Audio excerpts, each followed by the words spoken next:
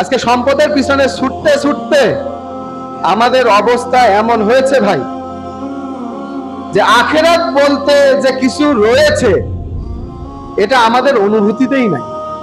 কি বলেন? যে আমরা যে মারা যাব,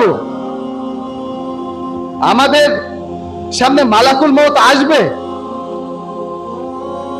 আমাদেরকে পুল সিরাত পার হতে হবে, খুরের চাইতেও বেশি ধার, চুলের চাইতেও বেশি চিকন। আসলে এটা যে কত ভয়ঙ্কর, সেই ওই পুলসিরাত দিয়ে পার হওয়ার সময় কেউ কেটে কেটে পড়বে, কেউ কোন রকমে কাটতে কাটতে গিয়ে কোন রকমে গিয়ে পৌঁছবে। আবার কিছু ইমানদার ব্যক্তি রয়েছে যারা চোখের পলকে পুলসিরাত পার হবে, কেউ বিদ্যুতের গতিতে পার হবে।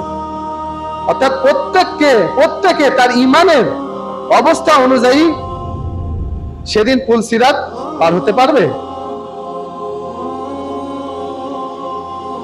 তাহলে দুনিয়ার ধন সম্পদ এবং দুনিয়ার প্রাচুর্যতা, এটা যেন কোনো মতে আমাদেরকে গাফেল করতে না পারে।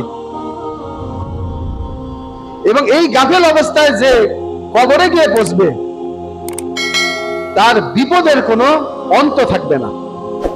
সে কঠিন এক পরীক্ষার মধ্যে পড়বে, এক ফিতনার মধ্যে পড়বে কবরের মধ্যে গিয়ে।